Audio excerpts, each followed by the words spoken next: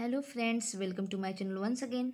Friends, आज का जो मैं अपना वीडियो लेके आई हूँ वो है ऊतक के ऊपर यानी टिश्यूज़ के ऊपर। तो आइए जानते हैं हम ऊतक के बारे में। और मैंने यहाँ पे कुछ नोट्स लिख रखे हैं जो मैं आप लोगों के साथ शेयर करने जा रही हूँ।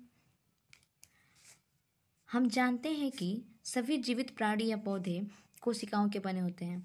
फ्रेंड्स, जो भी जीवित प्राणी होते हैं, पौधे होते हैं, वे सभी कोशिकाओं के बने होते हैं। कोशिकाओं से उनका शरीर का संगठन होता है मिलके। जीवों के जितने भी मौलिक कार्य होते हैं वे कोशिकाओं द्वारा किए जाते हैं।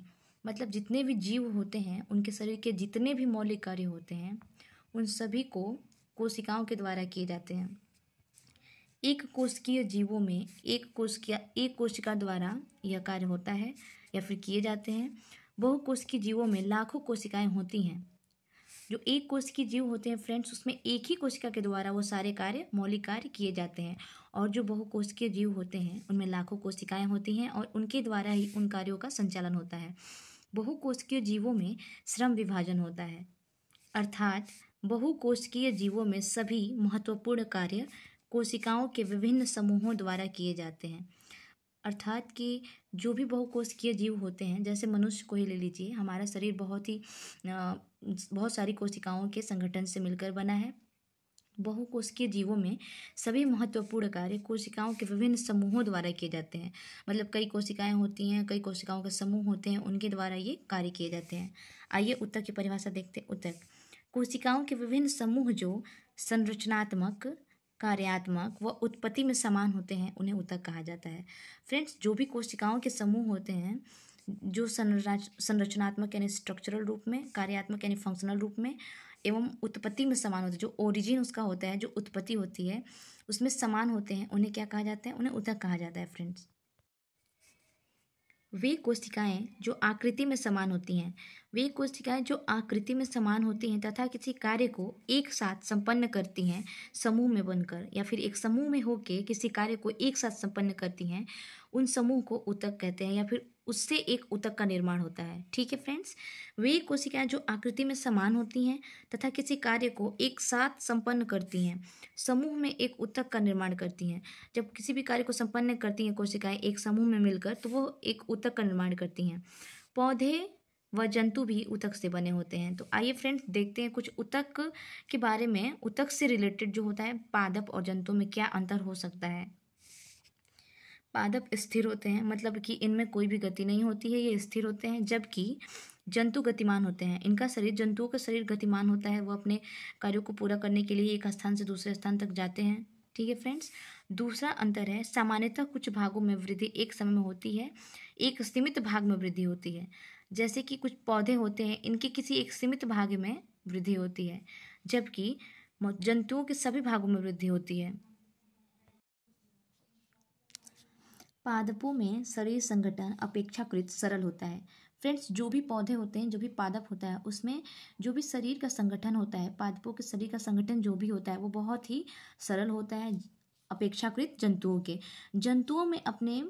जंतुओं का शरीर संगठन अपेक्षाकृत जटिल होता है। जो भी जंतुओं के शरीर का संगठन होता है वो बहुत ही ज़्यादा जटिल होता है पौधों की तुलना में।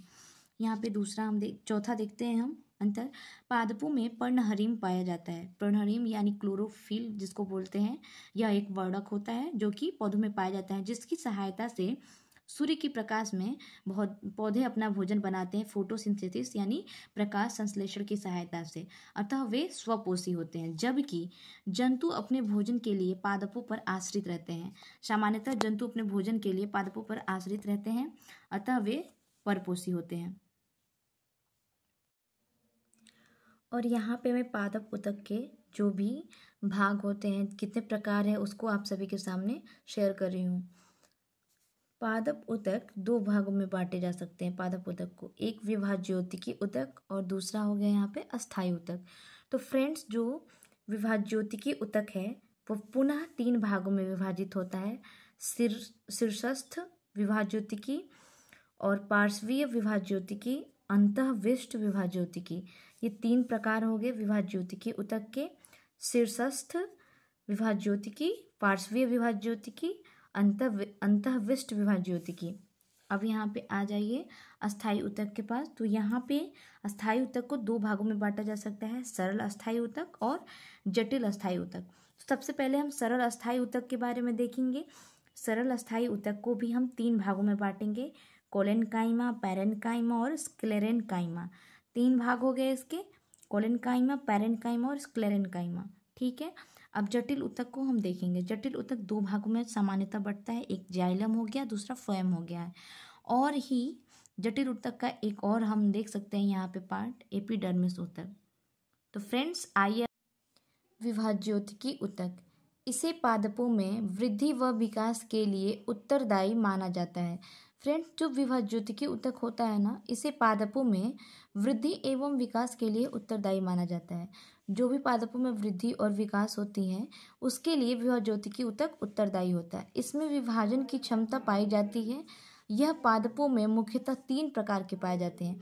जो भी पादप होते हैं, जो भी पौधे होते हैं फ्रेंड्स, उसमें यह मुख्यतः 3 प्रकार के पाए जाते हैं और तीनों प्रकारों को मैंने यहाँ पे लिखा है, तो आइए आप सभी को वो भी दिखा रही हूँ मैं। पहला प्रकार इसका हो गया शीर्ष विभाज्योतक। शीर्ष विभाज्योतक मतलब एपिकल मेरिस्टेम। इसका मतलब यह हुआ कि जो भी शीर्ष का भाग होता है पौधे के, यह ऊतक पादप के शीर्ष भाग व जड़ों की कोशिकाओं में पाया जाता है। जो शीर्ष विभाज्योतक होता है यानी एपिकल मेरिस्टेम, यह ऊतक पादप के शीर्ष भाग यानी जो एकदम एपिकल वाला पार्ट होता है ना, और जड़ों की कोशिकाओं में पाया जाता है। यह ऊतक पौधों के प्राथमिक वृद्धि के लिए उत्तरदायी होता है। जो पौधों की प्राथमिक वृद्धि की जो प्रक्रिया होती है उसके लिए यह शीर्ष विभाज्योतक यानी एपिकल मेरिस्टेम उत्तरदायी होता है फ्रेंड्स। ठीक है, आइए दूसरा भाग पढ़ते हैं इसका। हमारा अगला टॉपिक है पार्श्व विभाज्योतक, लेटरल मेरिस्टेम। यह तने व जड़ की मोटाई के लिए उत्तरदायी होता है। जो पार्श्व विभाज्योतक होता है वो तने व जड़ की मोटाई के लिए उत्तरदायी होता है। जो भी स्टेम वाला पार्ट होता है और जो भी रूट वाला पार्ट होता है, यह उसकी मोटाई के लिए यानी उसमें जो भी मोटाई उसकी होती है उसके लिए उत्तरदायी होता है। यह पौधों के द्वितीयक विधि के लिए उत्तरदायी होता है। जो भी पौधे होते हैं, पादप होते हैं, उनमें यह द्वितीयक विधि के लिए उत्तरदायी होता है।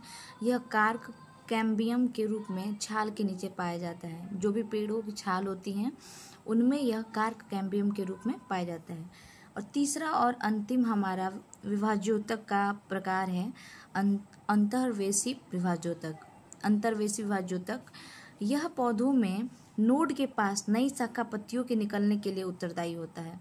जो भी पौधों में नोड पाए जाते हैं उसके पास जो नई शाखाएं जहाँ से निकलती हैं, पत्तियां जहाँ से निकलती हैं, उनके लिए उत्तरदायी होता है। अंतर्वेशी ऊतक पर्वसंधियों पर पाए जाते हैं। जो भी घास कुल की पर्वसंधियां, घास कुल के पौधे होते हैं उनमें पाए जाते हैं, जैसे गन्ना हो गया, चावल हो गया आदि। पर्वसंधि तने या शाखा का वह भाग है जहाँ से पत्तियां निकलती हैं। पर्वसंधि यहाँ पे जो टर्म आया था इसको मैं यहाँ पे एक्सप्लेन कर दे रही हूँ फ्रेंड्स।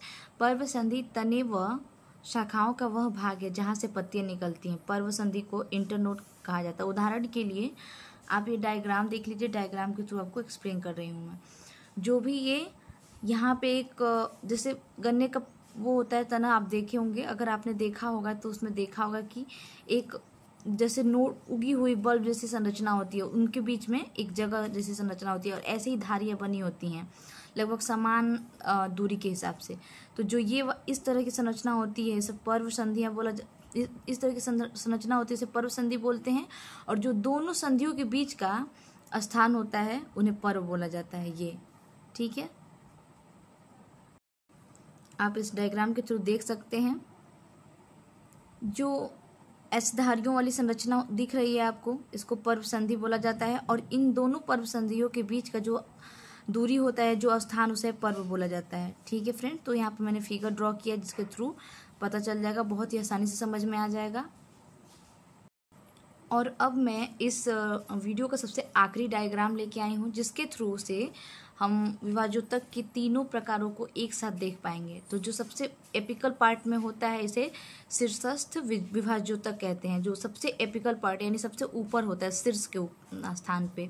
ठीक है फ्रेंड्स, ये जो हमारा हो गया धारीदार वाला जो मैंने पहले दिखाया था उसको अंतर्वेशी विभाज्योतक कहते हैं। और जहाँ से पत्तियाँ निकलती हैं, जहाँ वो वाली संरचना जो होती है इंटरनल में, उसको पार्श्व विभाजक कहते हैं। ये डायग्राम आप देख सकते हैं, डायग्राम के थ्रू आपको बहुत अच्छे से समझ में आ रहा होगा फ्रेंड्स।